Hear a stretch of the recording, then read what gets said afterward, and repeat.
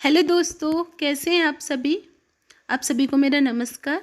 I hope आप सभी अच्छे ही होंगे और आपका जो भी एग्री में एग्ज़ाम आने वाला है उसके लिए हमारी तरफ से आपको ढेर सारी शुभकामनाएं। Best of luck. और अभी हम लगाने वाले हैं आर ओ के प्रीवियस ईयर क्वेश्चन है और काफ़ी सेलेक्टेड क्वेश्चन है। तो ये वीडियो इम्पोर्टेंट होने वाली है क्योंकि इनका लेवल पीसीएस का है। तो इसे ज़्यादा से ज़्यादा शेयर करें जिससे और बच्चों को भी लाभ मिल सके और आप भी हमें थोड़ा सपोर्ट कीजिए। वैसे आप कर रहे हैं, उसके लिए आपके हम बहुत बड़े आभारी हैं। तो स्टार्ट करते हैं। क्वेश्चन नंबर 1, निम्नलिखित में से किसे अंडमान निकोबार में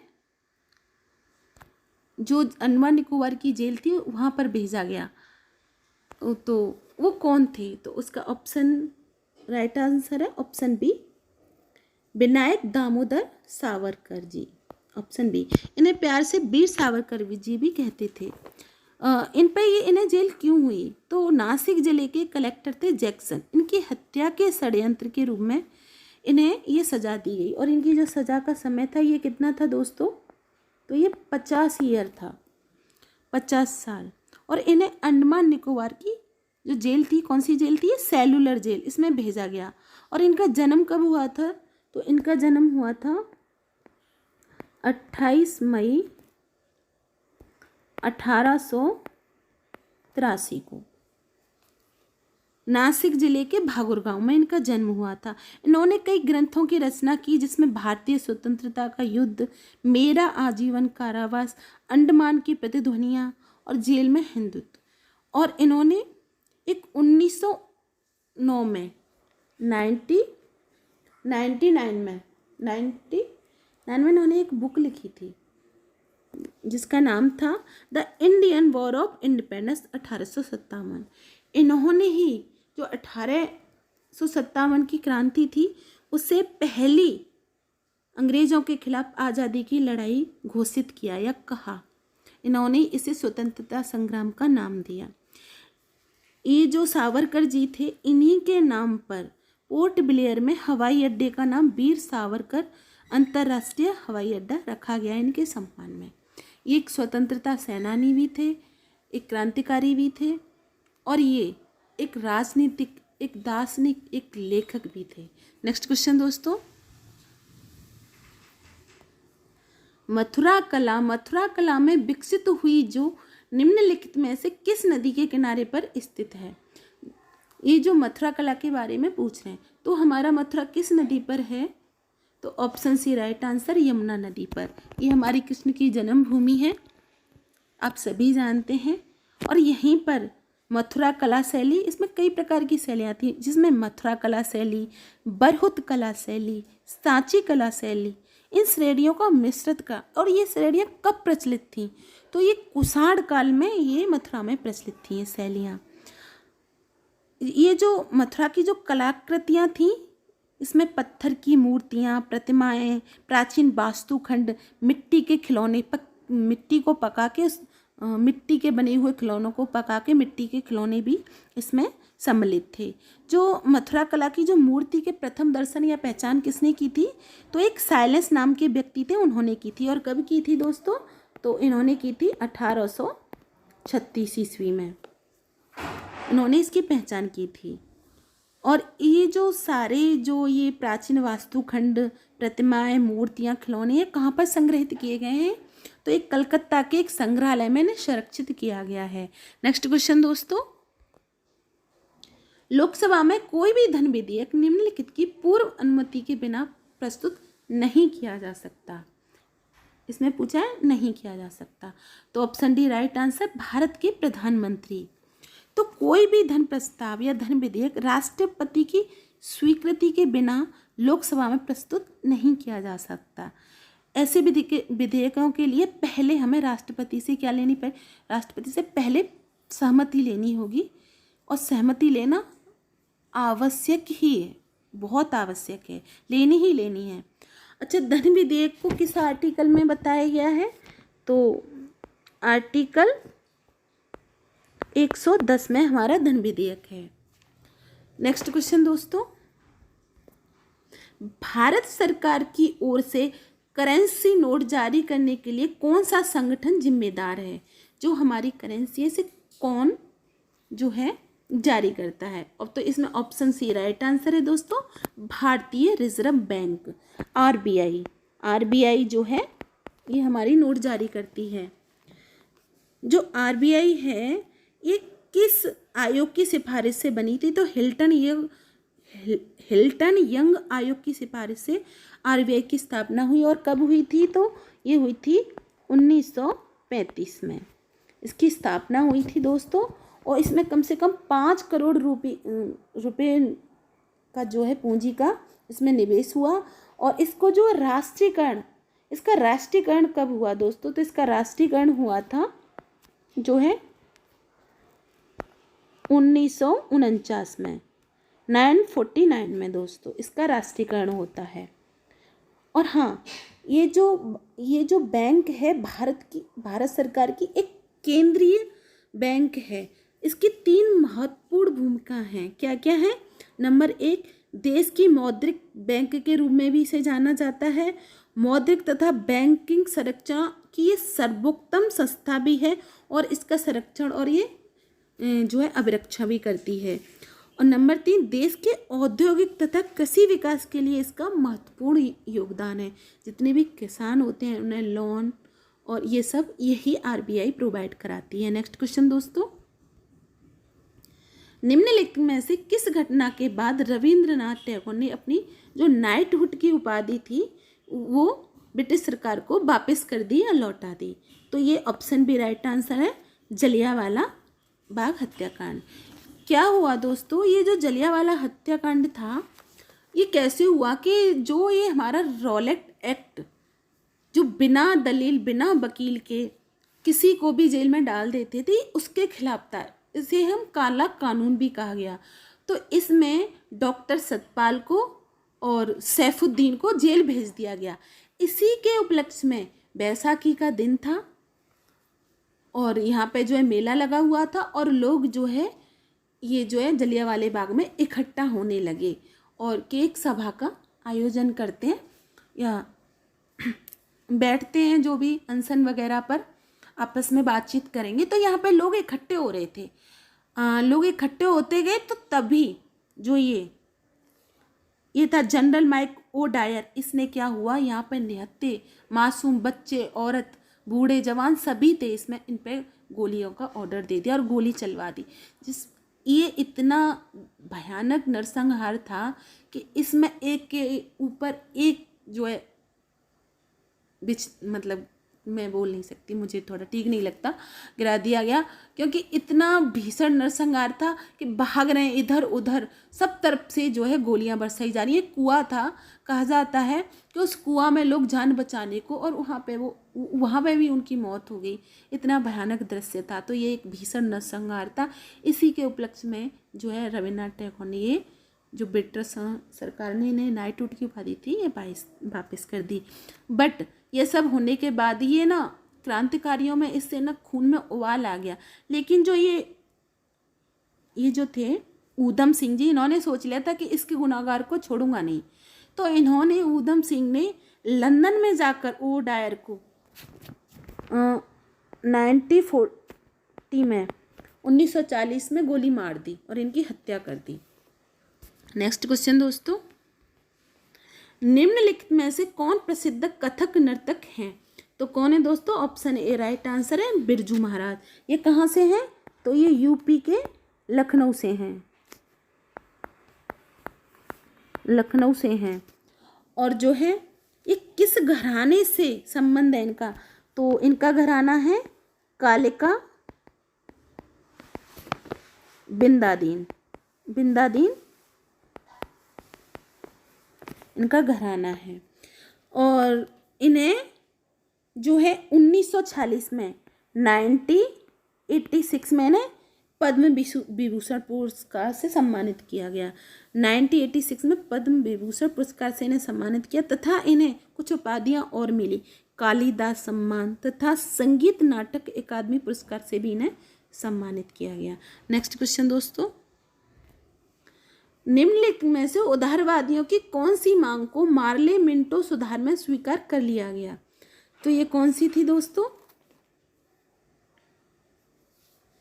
तो ये था ऑप्शन डी राइट आंसर इसका, परिषद के आकार में वृद्धि करना। ये वाली मांग स्वीकार कर ली थी, क्योंकि जो उदारवादी नेता थे ये अपने परिषद के आकार में वृद्धि की मांग को लेकर मार्ले मिंटो सुधार गए। और ये कब आया था मार्ले मिंटो? तो ये आया था 99 में, मतलब 1909 में आया था।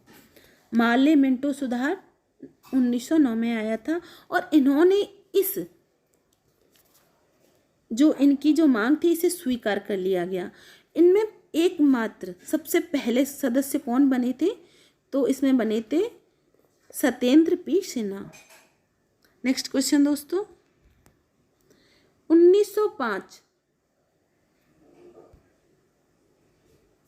1905 के बंगाल विभाजन के परिणाम संबंधी निम्नलिखित कथनों में से कौन सा कथन सही नहीं है पूछा है? तो ये ऑप्शन सी राइट आंसर है, इससे धार्मिक वैमनस्य भड़क उठा। ये सही नहीं है, क्योंकि जब बंगाल का विभाजन हुआ तो भारतीयों में एक राष्ट्रीय भावना का विकास हो चुका था। और जो ये जो विभाजन किया था ये किसने किया था? तो वायसराय लॉर्ड कर्जन ने बंगाल का 1905 में विभाजन किया था। तो इन्होंने देखा कि ये तो एक तरह से एक मुख्य इनका जो राष्ट्रवाद है इसका गढ़ बन चुका है ये तो इन्होंने इसलिए इसका विभाजन कर दिया। इसको खंड खंड करना चाहते थे कि ये सब जो है ये सब ना पनपे। तो इससे क्या हो गया? सांप्रदायिक उन्माद, मतलब सांप्रदायिकता फैल गई और इसका काफ़ी ज़्यादा विरोध किया गया। और इसी दिन को सुरेंद्रनाथ बनर्जी ने ये कहा कि ये एक तरह से हमारे ऊपर वज्र का प्रहार करने जैसा है, क्योंकि वो जो राष्ट्रीय विकास का एक गढ़ बन गया था उसी को तोड़ दिया इन लोगों ने बंगाल विभाजन करके। तो ये सब इसीलिए आज भी बंगाल में इसे जो है शोक दिवस के रूप में मनाते हैं। तो कब मनाते हैं इसको? 16 अक्टूबर को।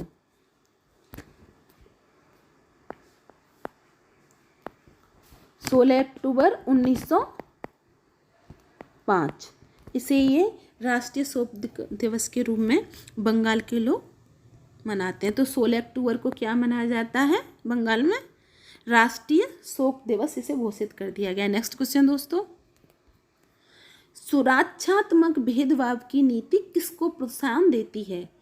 जैसे हम सुरक्षात्मक कोई भेदभाव नहीं है, तो ये क्या है? वास्तविक समानता को। लेकिन वास्तविक समानता जब ही होगी जब जात पात, गरीबी, अमीरी, इस सब से जो है लोग भेदभाव की नीति से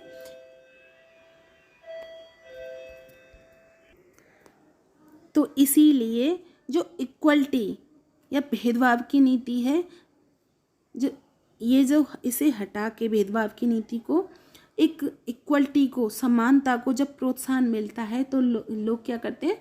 सुरक्षात्मक जो है फील करते हैं। नेक्स्ट क्वेश्चन दोस्तों, ऑप्शन सी, निम्नलिखित में से ब्रिटिश सरकार द्वारा दक्खन दंगा आयोग के गठन का एक कारण कौन सा था? तो कौन सा कारण था इसमें? जो दक्खन दंगा था इसका कारण पूछा है।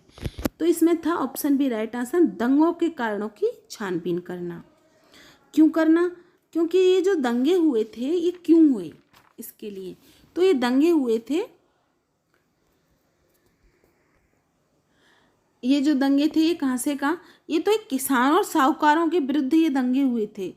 और इसी दंगों की छानबीन करने के लिए एक ये आयोग का गठन किया गया जिसे दक्खन दंगा आयोग कहा गया। अब ये जो दंगा था, ये विद्रोह था, कहाँ तक फैल गया? ये महाराष्ट्र के पूना, अहमदाबाद, सतारा, सोलापुर आदि जिलों में। और कब तक पहुँच गया? ये 1875 ईस्वी तक पहुँच चुका था। ये क्या है? ये जो विद्रोह था साहूकारों के विरुद्ध किया गया था, क्योंकि ये जो साहूकार थे ये जो किसानों पर एक भारी भरकम कर लगा रहे थे। कर तो अंग्रेज लगा रहे थे, लेकिन साहूकार किसान से लेता और फिर ये ऐसे करके वहाँ पहुँचता कर।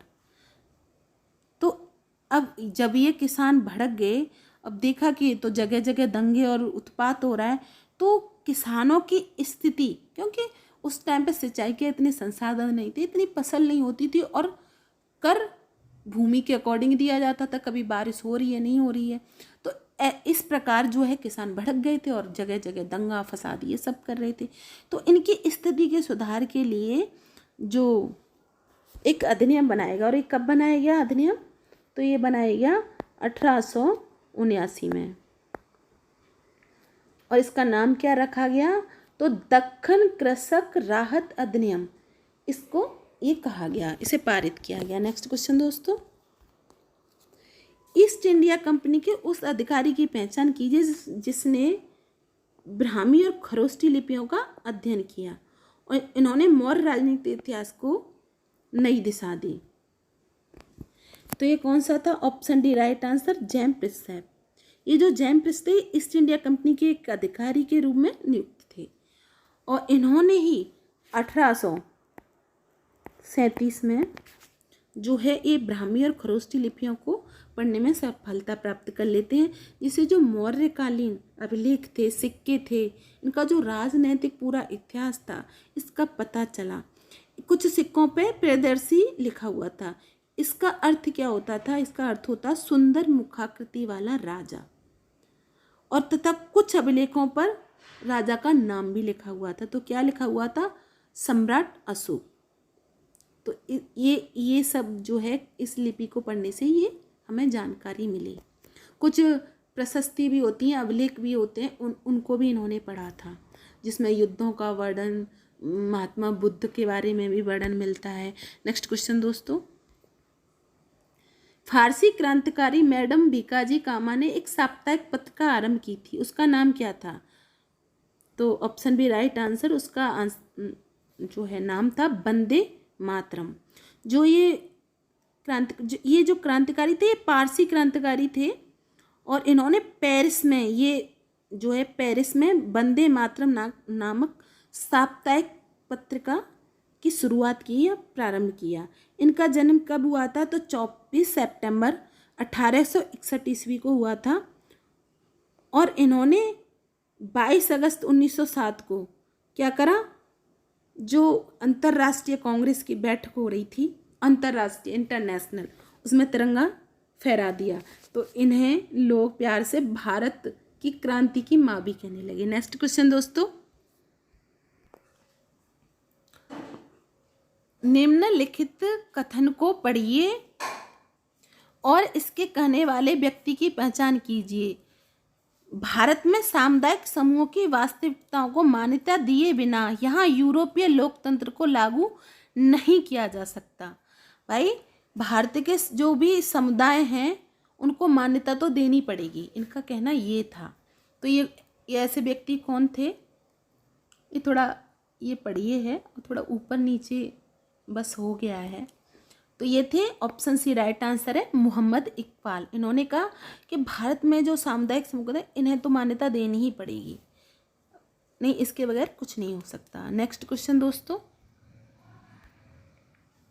दिल्ली सल्तनत के वंशों की 1200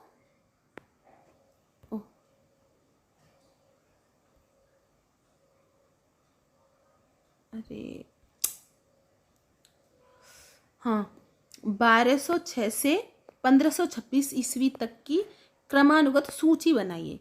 तो इसमें सबसे पहले कौन होते हैं, नंबर 1 पर, तो इसमें होता है दास वंश। दास वंश में कौन होते हैं, इसके संस्थापक कुतुबुद्दीन ऐबक। कुतुबुद्दीन ऐबक एक दास था, और इसका जो समय था वो कब तक था, तो वो था 1206 से लेकर 1290 तक। अब दूसरे नंबर पर आता है खिजली वंश। तो इसके संस्थापक थे जलालुद्दीन खिजली, और इनका समय था 1290 से 1320 तक। अब फिर उसके बाद आता है तुगलक वंश। तो गयासुद्दीन मोहम्मद तुगलक ने इसे लिखा था, और इसका समय था 1320 से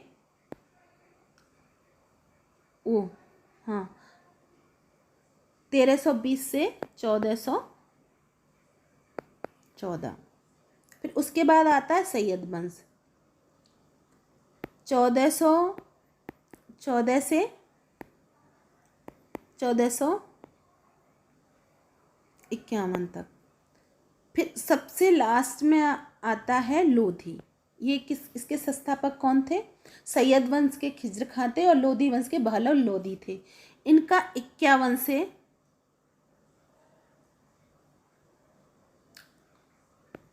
सॉरी यहाँ पे थोड़ा गलत हो गया,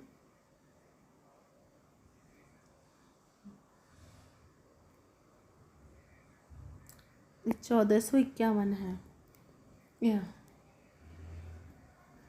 1451। और जो लोधी वंश थे बहलोल लोधी, इनका था 1451 से 1526 तक। इस प्रकार था इनका। तो देखो, सबसे पहले दास वंश नंबर 3, उसके सेकंड खिजली वंश, फिर फर्स्ट तुगलक वंश, 5वें नंबर पे था सैयद वंश और 6वें नंबर पे था लोधी वंश। तो ऑप्शन सी इसका राइट आंसर है। नेक्स्ट क्वेश्चन दोस्तों, 10वीं शताब्दी तक आते आते 12 अलवरों की रचनाओं का संकलन किया गया, जिन्हें किस नाम से जाना जाता है? तो इसे जाना जाता है नलेरा दिव्य प्रबंधन नाम से इन्हें जाना जाता है। तो इन रचनाओं का जो संकलन है, इनका जो पूरा नाम है नलेरा दिव्य प्रबंधन, ये नाम था। और ये क्या था? तमिल में नाल्या का अर्थ होता है 4000 होता है। और इनका जो वर्तमान रूप है ये पद्य में संकलित है। और ये जो इसके जो संकलन करता है वो कौन थे हैं? तो वो थे नाथ मुनि। कौन थे? नाथ मुनि।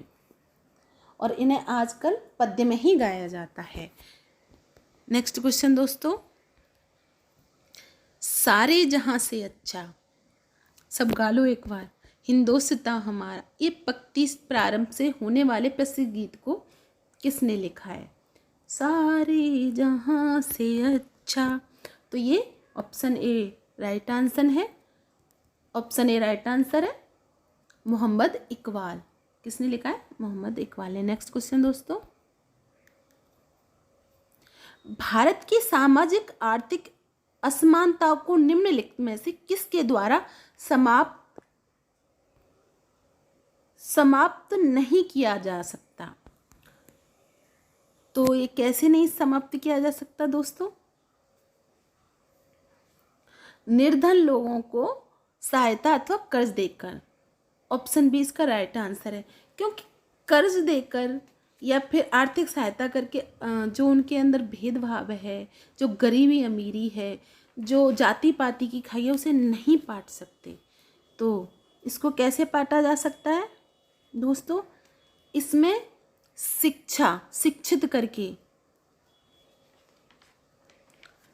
शिक्षित करके और जो है निरक्षरता को दूर करके सभी वर्गों को शिक्षा प्रदान करके इस खाई को दूर किया जा सकता है। जब शिक्षा की बात आई है तो यूपी में जो ये 5000 स्कूल बंद हो रहे हैं, या मर्ज तो एक बहाना है, वो बंद ही हो रहे हैं।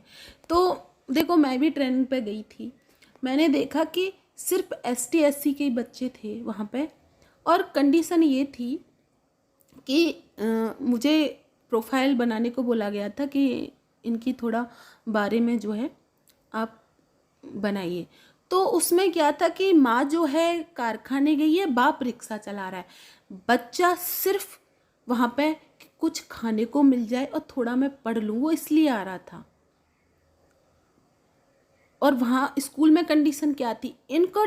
अरे जब तुम सरकारी टीचर हैं, 2011 से ही लागू हुआ है टेट सीटेट। उससे पहले तो BEd BTC कर ही डायरेक्ट टीचर थे, जो आज 45 से 50 की एज में पहुंच चुके हैं, 55 की एज में पहुंच चुके हैं, और उनका सिर्फ मटर गश्ती करते ही लाइफ गई है। कुछ टीचर ऐसे हैं। वहाँ पर भी जो प्रिंसिपल था, जो भी दाल वाल जो भी मिड डे मील आता उसको लेके चला जाता, हफ्ते में एक दिन आता और बोलता कि मैं तो एक हफ्ते का। तो ऐसे टीचरों पे कार्रवाई करते, एक जो है एक टास्क बनाते जो ऐसे टीचरों को तुरंत कार्रवाई करके हटाया जाए, स्कूलों की स्थिति सुधारते, प्राइवेट स्कूलों को बंद कराते, जिससे, क्योंकि हमारी सबसे पहली फर्स्ट प्रायोरिटी होती है शिक्षा। क्योंकि जब हम बच्चा है, जब हम ये असमानता को नहीं हटाएंगे, तब तक ये गरीबी अमीरी ये भेदभाव को हम नहीं पाट सकते। जो पहले जो होता था अंग्रेज़ों के ज़माने में कि जो है शिक्षा महका लेके में कि शिक्षा जो है अमीर लोगों से छन छन के, शिक्षित लोगों से धीरे धीरे करके गरीब लोगों में पहुंच जाए। आज भी यही तुम फिर से उसी गुलामी की तरफ धकेल रहे हो।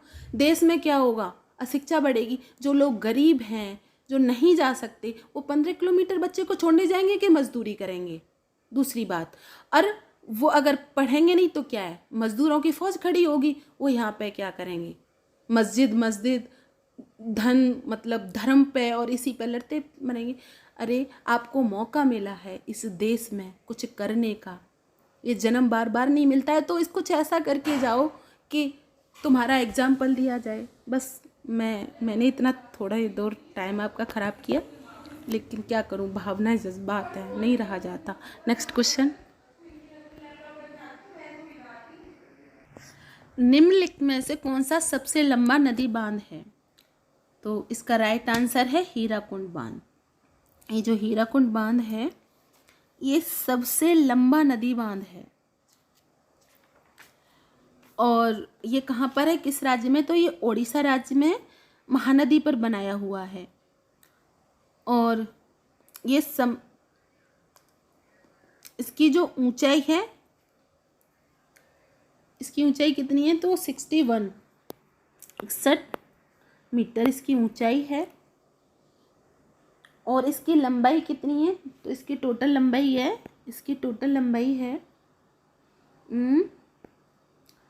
26 किलोमीटर इसकी टोटल लंबाई है। नेक्स्ट क्वेश्चन दोस्तों, निम्नलिखित में से किस राज्यों को अधिकतम रबड़ रोपण राजस्व प्राप्त होता है? सबसे ज़्यादा जो है राजस्व रबड़ से कहाँ से प्राप्त होता है दोस्तों? तो केरल और तमिलनाडु से। ऑप्शन बी इसका राइट आंसर है दोस्तों, कि केरल तथा तमिलनाडु राज्यों में सबसे ज़्यादा जो है रबड़ की जाती है। कम से कम देश की टोटल जो रबड़ है उसका 90% रबड़ हमें यहीं से प्राप्त होता है दोस्तों। तो इसीलिए यहाँ से जो सबसे ज़्यादा राजस्व प्राप्त होता है, क्योंकि 90% रबड़ का उत्पादन हो रहा है। तो जो केरल के कुछ वो हैं, तो कहाँ कहाँ पर है इनका जो है उत्पादन, कौन कौन से ज़िले हैं? एर्नाकुलम है, कोट्टायम है, कोझिकोड है और कोल्लम है। ये प्रमुख मैन रबड़ के उत्पादक ज़िले हैं। नेक्स्ट क्वेश्चन दोस्तों, निम्नलिखित में से किस राष्ट्रीय नेता को राजनीतिक दृष्टि से, ये दृष्टि लिखा हुआ है दोस्तों, दृष्टि से उग्रवादी तथा सामाजिक मुद्दों के संदर्भ में परंपरावादी कहा गया है? थोड़ा आगे पीछे हो गया है हमसे जल्दी में। तो वो कौन है दोस्तों? वो हैं बाल गंगाधर तिलक। Option D. इन्हें क्या है? इन्हें उग्र मतलब गरम दल का, उत्तेजना गरम दल, इससे से इनका जन्म कब हुआ था? तो 23 जुलाई 1856 में इनका महाराष्ट्र के रत्नागिरी जिले में इनका जन्म हुआ था। और ये काफ़ी विद्वान थे, इनकी नॉलेज देखो, ये गणितज्ञ भी थे, दार्शनिक भी थे, एक राजनीतिक भी थे और एक गरम दल के नेता भी थे, या उग्रवादी नहीं, मतलब उग्र जो है इनका नेचर था थोड़ा। और ये सामाजिक मुद्दों पर काफ़ी परंपरावादी व्यक्ति थे। सोचो इतनी नॉलेज थी इनको। और जो तिलक साहब हैं, इन्होंने इंडियन होम लूक की स्थापना की। जो इंडियन होम लूक की स्थापना कब हुई थी? तो ये हुई थी 1960 में। नेक्स्ट क्वेश्चन दोस्तों, भारतीय कृषि में निम्नलिखित में से कौन सा एक संस्थागत सुधार है? तो ऑप्शन ए इसका राइट आंसर है सहकारी खेती। ये सहकारी खेती होती क्या है दोस्तों? तो ये जो खेती होती है एक ऐसा संगठन जिसमें किसान परस्पर लाभ के उद्देश्य से अपनी स्वेच्छापूर्वक अपनी भूमि पर श्रम और पूंजी को एकत्र करके सामूहिक रूप से खेती करता है। और जो खेती करते हैं जो सदस्य, उससे श्रम तथा पूंजी से आनुपातिक उन्हें लाभ भी प्राप्त होता है। देखो, पहले पूंजी लगाते हैं, खेत की निराई गुड़ाई जुताई सब में पूंजी लगाते हैं, बीज बोते हैं, फिर उसी से ये लाभ प्राप्त करते हैं। तो इसी को सहकारी खेती कहा जाता है। नेक्स्ट क्वेश्चन दोस्तों, निम्नलिखित में से हड़प्पा का कौन सा स्थल अफगानिस्तान में मिला है? तो ये ऑप्शन अफगानिस्तान पूछा है इसने, तो ऑप्शन सी राइट आंसर है, सोतगई। ये भी एक पुरातत्व स्थल है और ये कहाँ मिला है? तो ये अफगानिस्तान में। जो अफगानिस्तान का जो एक प्रांत है बदख्वान प्रांत है, इसमें जो दो नदियां हैं, कोकचा नदी और ऑक्सन नदी, ये जब आपस में मिल जाती हैं, विलय हो जाती है, तो इसकी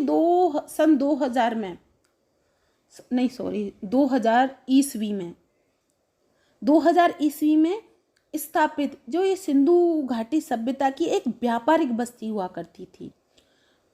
2000 ईस्वी में यहाँ पर एक व्यापारी बस्ती थी जिसे सोतगई या सिंधु घाटी की सभ्यता का सबसे ये उत्तरी एरिया था।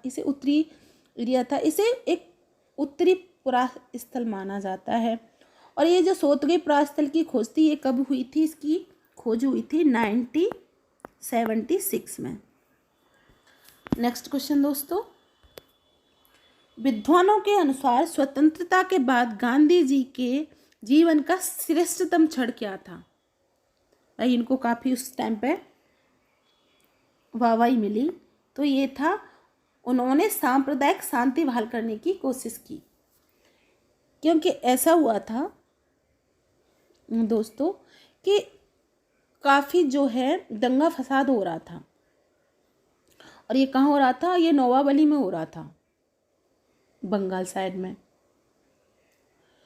अब ये जो है गांधी जी जाते हैं, कलकत्ता होके जा रहे थे, इनको सूचना मिलती है कि ऐसे ऐसे वहाँ दंगा हो रहा है, और काफ़ी उग्र रूप ले लिया था इस दंगे ने।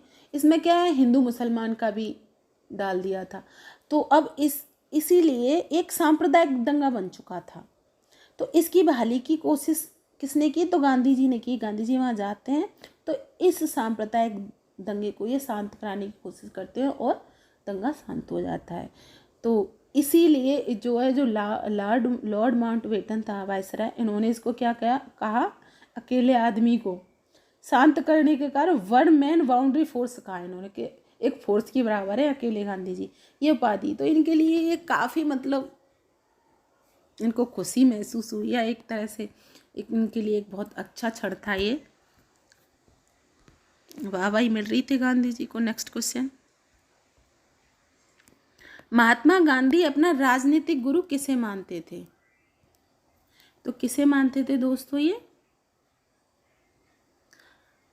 Option D right answer, Gopal Krishna Gokhale ji को। ये इनकी विचारधाराओं से थोड़ा, जो राजनीतिक इनकी विचारधारा थे, इससे बहुत सहमत थे। ये जो राजनीतिक दर्शन के एक सच्चे उदारवादी नेता थे। इनका जो न्याय था काफ़ी मृदुभाषी थे ये, और कोमल स्वभाव के थे। जो भी था इनमें संभाव था, और ये मृदु न्यायप्रियता में विश्वास रखते थे। इन्हें ये विश्वास था कि देश का जो अगर पुनरुद्धार या राजनीतिक, अगर देश का पुनरुद्धार कर रहा है तो राजनीतिक उत्तेजना या बवंडरों से तो नहीं हो सकता। ये जो उग्र दल वाले थे, गरम दल वाले थे, तो इनकी सोच ऐसी थी, इसीलिए तो ये नरम दल में थे। वह साध्य और साधना दोनों की पवित्रता में विश्वास रखते थे। गोखले जी के इन्हीं विचारों से प्रेरित होकर गांधी जी ने अपना राजनीतिक गुरु बना लिया था। नेक्स्ट क्वेश्चन दोस्तों, एर हार्डे जिन्होंने इंग्लैंड के विरुद्ध लॉर्ड्स में शतक बनाया, और इस मैदान में ऐसा करने वाले ये पहले करने वाले जो है पहले भारतीय थे। तो ये था नॉर्वे, सॉरी पहले नहीं, कौन से नंबर के भारतीय थे, ये डॉट डॉट था। तो ये कौन से नंबर के थे? 9वें नंबर के। नेक्स्ट क्वेश्चन, अमेरिकी सेना ने उत्तरी इराक में किसे महत्वपूर्ण सहायता पहुंचाने के लिए हवाई हमले किए थे? तो ऑप्शन बी राइट आंसर है कुर्दिश। ये कुर्दिश लिखा हुआ है दोस्तों, यहाँ पर सही लिखा हुआ है कुर्दिश फोर्स। तो जो कुर्दिश फोर्स थी इसके लिए, तो ये कब पहुंचाया था? ये 2014 की बात है दोस्तों। 2014 में अमेरिकी राष्ट्रपति बराक ओबामा ने अमेरिकी सेना को उत्तरी इराक में कुर्दिश सेनाओं की हेल्प के लिए भेज दिया था। इसमें इन्होंने हवाई हमले का आदेश दिया था। नेक्स्ट क्वेश्चन दोस्तों,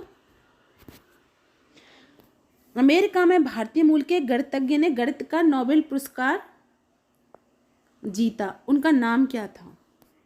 तो ऑप्शन बी राइट आंसर है मर्जुल भार्गव जी थे, जिन्होंने मैथ में नोबेल पुरस्कार जीता। नेक्स्ट क्वेश्चन दोस्तों, रेडूकूट किसके लिए जाना जाता है? तो जो रेडूकूट है ये किसके लिए जाना जाता है दोस्तों? तो इसका ऑप्शन डी राइट आंसर है दोस्तों एल्युमिनियम उद्योग। ये उद्योग है दोस्तों, जो एल्युमिनियम उद्योग है ये कहाँ पर है? तो रेडूकूट कहाँ पर है? ये यूपी में है दोस्तों, और यूपी के सोनभद्र जिले में स्थित है, और ये एक एल्युमिनियम उद्योग के लिए जाना जाता है। और इसकी प्रसिद्ध कंपनी का नाम क्या है? तो इसकी प्रसिद्ध कंपनी का नाम है हिंडाल्को।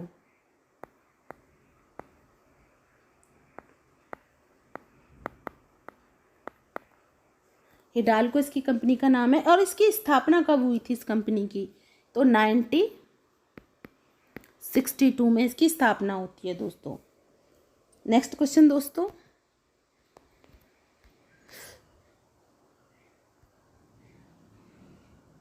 अरे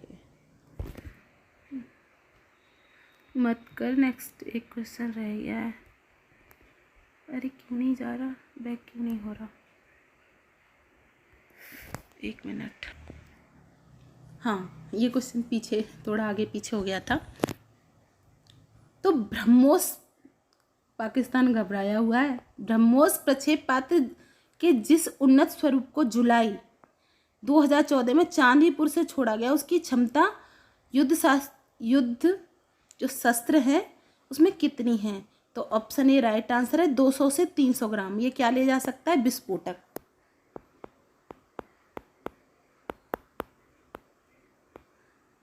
सॉरी, ये स है, विस्फोटक ले जा सकता है। और इसकी जो क्षमता है,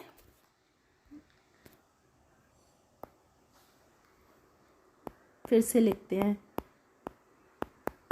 विस्फोटक, इसकी जो क्षमता है वो कितनी है? तो ये 290 किलोमीटर तक मार सकता है। और इसकी गति कितनी है? इसकी गति कितनी है ब्रह्मोस्त्र की? तो ये कितनी है? 3 गुना। ध्वनि से, जो हमारी ध्वनि है बोलते हैं जो हम, उससे 3 गुना है। ठीक है। और ये जो हमारी ब्रह्मोस प्रक्षेपास्त्र है ये किस किस सेना में काम है? तो ये थल सेना में भी, वायुसेना में भी और नौसेना में, ये तीनों जगह से छोड़ा जा सकता है। और एक और सबसे इम्पोर्टेंट बात, ये जो है रडार के उसमें भी नहीं आती, तो इसीलिए तो पाकिस्तान कर दिया होता उसका जय श्री राम। नेक्स्ट क्वेश्चन दोस्तों, उत्तर प्रदेश के किस जिले में डोलोमाइट नामक खनिज का उत्पादन होता है? तो इसका राइट आंसर है ऑप्शन बी सोनभद्र। जो सोनभद्र है इसमें डोलोमाइट लेकिन डोलोमाइट होता क्या है दोस्तों? अगर चूना पत्थर में मैग्नीशियम की 10%, मैग्नीशियम चूना पत्थर में 10% अधिकता हो तो ये क्या बन जाता है? ये डोलोमाइट बन जाता है। और इसकी सबसे शुद्ध स्थिति कब होती है? जब मैग्नीशियम जो है 45% से अधिक हो, तो ये शुद्ध डोलोमाइट कहते हैं इसे। ठीक है दोस्तों,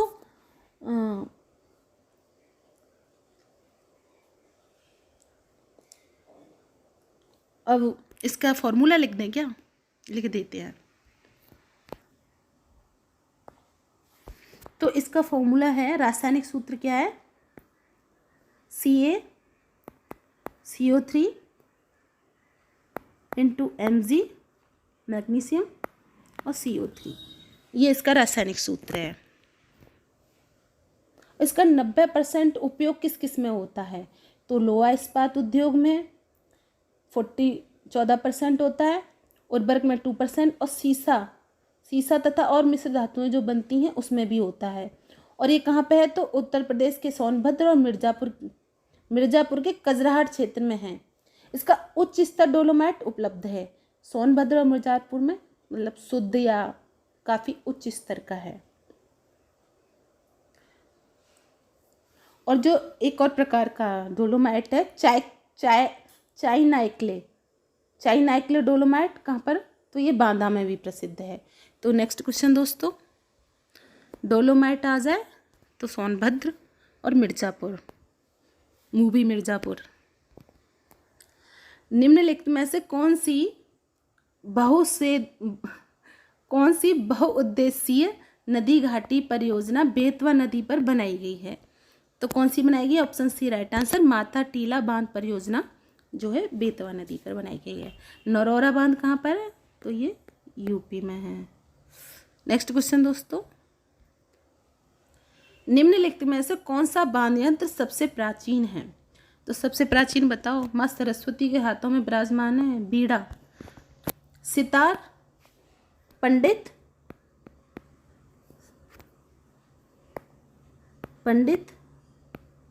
रविशंकर, तबला बताओ कोई? जाकिर हुसैन, और सरोद अमजद अली खान, और बीड़ा ये सबसे पुराना।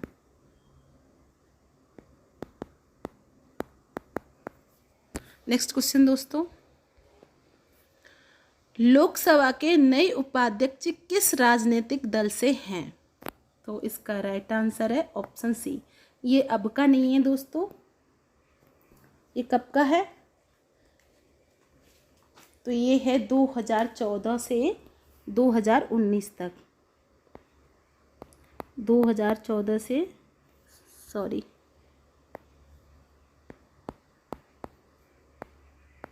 2019 तक। तो लोकसभा के 2014 से 2019 तक कौन थे उपाध्यक्ष?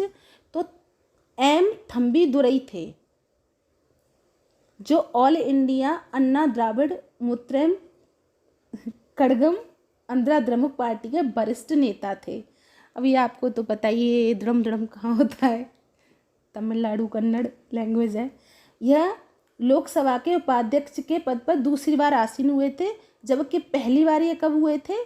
तो फर्स्ट टाइम ये हुए थे 1985 में। फर्स्ट टाइम ये सेकंड बार 2014 से 2000 सेकंड बार थे, और फर्स्ट बार कब हुए थे? तो ये 1985 में। नेक्स्ट क्वेश्चन दोस्तों,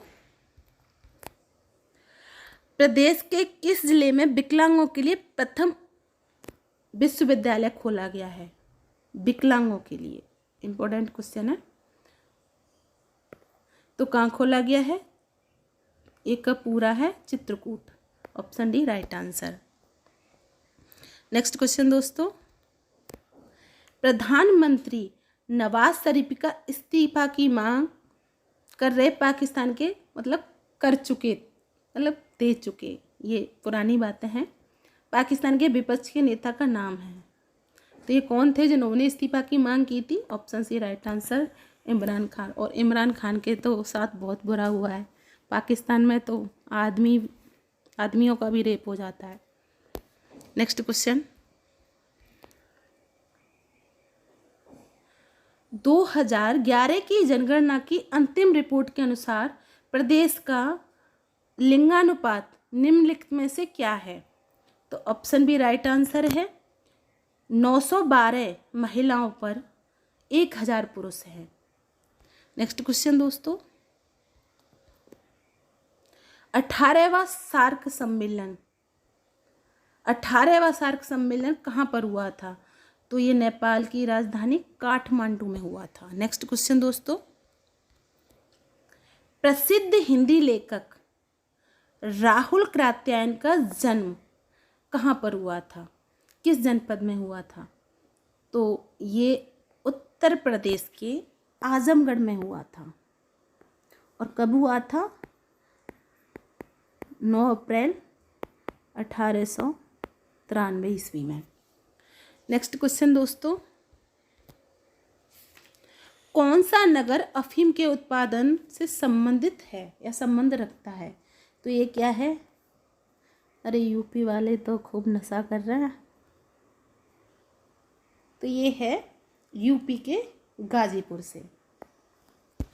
अफीम सबसे जो है कहाँ पे सबसे बड़ा उत्पादक कौन है? ये तो उत्तर प्रदेश का गाजीपुर। और यहाँ पे गाजीपुर में राज्य की एकमात्र जो है अफीम की फैक्ट्री स्थित है। और सबसे बड़ा उत्पादक जिला अगर पूछे तो वो कौन सा है? बाराबंकी। पूर्वोत्तर यूपी वाले हैं ये, Purvanchal UP, Barabanki. Next question दोस्तों, बॉलीवुड की निम्नलिखित प्रसिद्ध हस्तियों में से किसका संबंध उत्तर प्रदेश से नहीं है? अब देखो ये जो क्वेश्चन था ये प्रीवियस ईयर आ रखा है, इसलिए हमने ये ले लिया था, क्योंकि आयोग 2-3 क्वेश्चन तो हर उसमें डाउट में डाल देता है। इसमें नहीं है पूछा है, ठीक है, उत्तर प्रदेश से नहीं है, तो इसमें कम से कम 3 उत्तर प्रदेश के देने थे, 1 नहीं देना था। लेकिन इसमें 2 तो ये यूपी से हैं, नहीं है पूछा ना, ये 2 ये यूपी से हैं और ये भी यूपी से हैं। और ये कहाँ से हैं? ये एमपी से हैं। और ये जो मोहम्मद रफ़ी हैं ये पंजाब से हैं।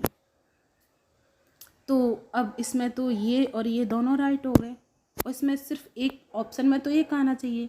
ये कहाँ से लिख देते हैं? पंजाब। तो इस प्रकार ये जो है आयोग के यहाँ विचाराधीन क्वेश्चन है। नेक्स्ट क्वेश्चन दोस्तों, कपूर शोधन किस प्रक्रिया द्वारा किया जाता है? बताओ जल्दी जल्दी कमेंट में, पहले ही दे दिया करो answer. Option A right answer, ऊर्ध्वपातन विधि द्वारा। अब ये ऊर्ध्वपातन विधि होती क्या है दोस्तों? जो ऊर्ध्वपातन विधि ऐसी होती है जिसमें एक ठोस मिश्रण को अलग करते हैं, जिसमें एक पदार्थ को सीधे ठोस रूप से डायरेक्ट गैस में ये बदल जाता है, और इसे क्या कहते हैं? ये ऊर्ध्वपातित हो गया। तो ऐसे ये कौन कौन से हैं? तो एक तो कपूर है, एक नफ्थलीन है। ये डायरेक्ट ठोस से गैस में चेंज हो जाते हैं, ठोस से गैस में। ओके, नेक्स्ट क्वेश्चन दोस्तों, शाकाहारी खाने में प्रोटीन का सबसे बड़ा स्रोत कौन सा है? यहाँ पे ऑप्शन के अकॉर्डिंग ही आंसर देना है दोस्तों। तो ऑप्शन सी राइट आंसर है, पल्स दालों में सबसे ज़्यादा प्रोटीन होती है। वैसे सबसे ज़्यादा सोयाबीन में होती है शाकाहारी भोजन में। नेक्स्ट क्वेश्चन दोस्तों, निम्नलिखित जीव मंडल निश्चयों में किसको विश्व के धरोहर स्थलों में शामिल किया गया है? तो देखो अब ये भी विचाराधीन है, क्योंकि ये पंचमढ़ी है, ये भी शामिल है, ये नंदा देवी है, ये भी शामिल है, और सिमलीपाल ये भी शामिल है। इसमें हो सकता है मिसप्रिंट हो गया होगा बुक में या पता नहीं, लेकिन ये विचाराधीन ही है जो भी आयोग ने इन दोनों को जो है, क्योंकि इसमें नहीं है पूछा होता तो मानस नहीं है विश्व धरोहर में, लेकिन पंचमढ़ी, नंदा देवी, सिमलीपाल ये तो सभी हैं, ये तो विश्व धरोहर में। तो विश्व धरोहर में अब बढ़ गए हो तो पता नहीं, लेकिन उस समय जब पेपर हुआ था उस समय 12 क्षेत्र यूनेस्को द्वारा विश्व धरोहर में शामिल किए गए थे। तो कौन कौन से थे आपका एक बार रिवीजन भी करा देते हैं। तो तो सिमलीपाल जो बायोस्फीयर है ये कहाँ पर है? उड़ीसा में। नौकरेक कहाँ पर है? नौकरेक मेघालय। पंचमढ़ी तो ये कहाँ पर है? एमपी मध्य प्रदेश। नीलगिरी तमिलनाडु। मन्नार की खाड़ी ये भी तमिलनाडु में। सुंदरवन पश्चिमी बंगाल। नंदा देवी उत्तराखंड। अंचनाकमर अमरकंटक ये मध्य प्रदेश और छत्तीसगढ़ दोनों का सम्मिलित है। ग्रेट निकोबार ये अंडमान निकोबार द्वीप समूह पर है। अगस्त्यमलाई केरल और तमिलनाडु दोनों का मिक्स बायो रिजर्व है ये। कंचनजंगा कहाँ पे है? सिक्किम में। और पन्ना हीरे पन्ना तो ये एमपी मध्य प्रदेश में है। अब आते हैं नेक्स्ट क्वेश्चन। पारतंत्र के संदर्भ में निम्नलिखित प्राकृतिक प्रदेशों में से किस प्रदेश में उत्पादकता सबसे अधिक होती है, इसने पूछा है। तो ये कहाँ पर होती है उत्पादकता सबसे अधिक? Tropical desert, option B right answer, उष्णकटिबंधीय मरुस्थल। और ये क्यों होती है? क्योंकि जो यहाँ की जो जलवायु है क्या है कि इसमें ना भूमध्य रेखीय जलवायु और विषुवत रेखीय जलवायु पाई जाती है। अब ये जो विषुवत रेखीय जलवायु है वर्ष भर उच्च तापमान पर पाए जाने वर्षभर वाली संवहनीय वर्षा को कराती है, और जिसके कारण क्या होता है? सदाबहार वर्षा वनों का यहाँ पर व्यापक रूप से विस्तार है। यहाँ सदाबहार वन पाए जाते हैं और ये काफ़ी उपजाऊ है यहाँ की जो मिट्टी है। नेक्स्ट क्वेश्चन दोस्तों, प्राकृतिक वनस्पति पेटियों का अनुक्रम हमें कहाँ दिखाई पड़ता है? चलो आंसर दो, हमसे पहले दे दिया करो। तो ये पर्वतीय वनों में कहाँ दिखाई पड़ती हैं? ये जो प्राकृतिक वनस्पति पेटियां ये जो है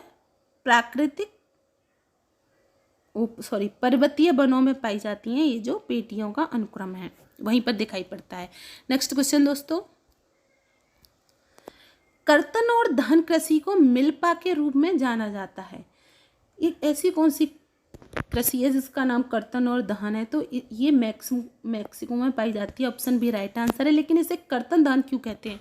क्योंकि यहाँ जंगलों को काट कर जो भी यहाँ जो जंगल काटने से जो भी वेस्टेज होता है उसको जलाकर उस भूमि को साफ कर और यहाँ पर खेती की जाती है, इसलिए इसका नाम क्या है? कर्तन दहन। नेक्स्ट क्वेश्चन दोस्तों, निम्नलिखित में से कौन सी शैली पारगम्य है? पारगम्य तो ये कौन सी है? ऑप्शन डी राइट आंसर, बलुआ पत्थर। जो बलुआ पत्थर है ये शैल पारगम्य होते हैं। बलुआ पत्थर ये यांत्रिक क्रियाओं द्वारा निर्मित होते हैं। अपसादी या परतदार शैल हैं। इनका निर्माण चट्टान के क्षरण से प्राप्त अपसादों से लगातार जमा हो रहे रहने से परतों के रूप में होता है। अत्यधिक ताप पर व दाब पर के कारण इनका जो रूपांतरण है ये किसमें हो जाता है? क्वार्टजाइट में। किसमें? क्वार्टजाइट। नेक्स्ट क्वेश्चन दोस्तों, भारत में बाघ परियोजना कब प्रारंभ की गई? एक आध क्वेश्चन तो वो इजी दे देते हैं, ऑप्शन सी राइट आंसर 1973 में। लेकिन सबसे ज़्यादा बाघ ये जो बाघ परियोजना है ये कहाँ पर है? ये भी एक इम्पोर्टेंट क्वेश्चन है दोस्तों, तो एमपी में, ये याद रखना। नेक्स्ट क्वेश्चन दोस्तों, भारत के निम्नलिखित क्षेत्रों में से कौन सा क्षेत्र ज्वारीय ऊर्जा विकास के लिए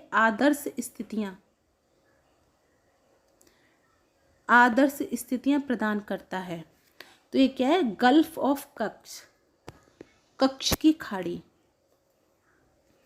ये जो कच्छ की खाड़ी है ये आदर्श स्थितियां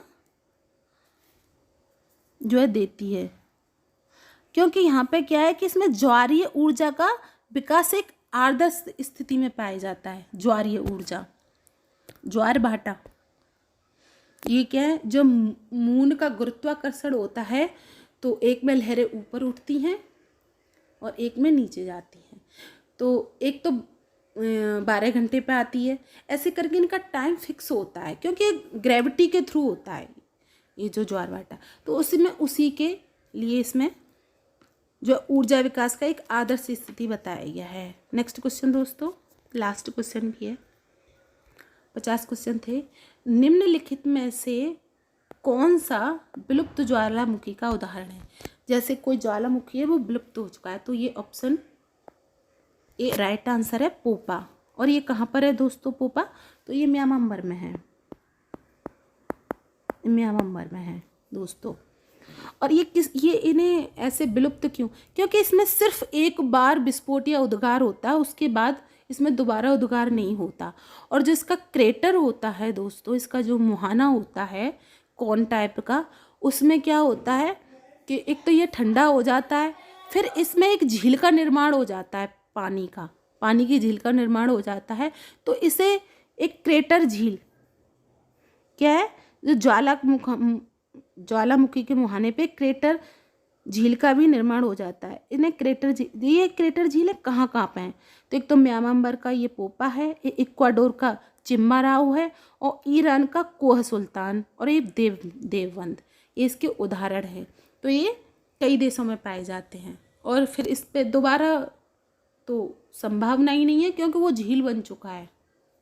नेक्स्ट क्वेश्चन तो ख़त्म हो चुकी है। आप सभी को हमारी तरफ से राम राम, राधे राधे, और आपके एग्ज़ाम के लिए फिर से शुभकामनाएं। और आप जो हमें सपोर्ट कर रहे हैं प्लीज़ और कीजिए, क्योंकि हमारी थोड़ा हेल्थ इशू था इसलिए हम वीडियो नहीं डाल पाए, लेकिन हाँ आप कोशिश करेंगे कि थोड़ा एक्टिव हो जाए।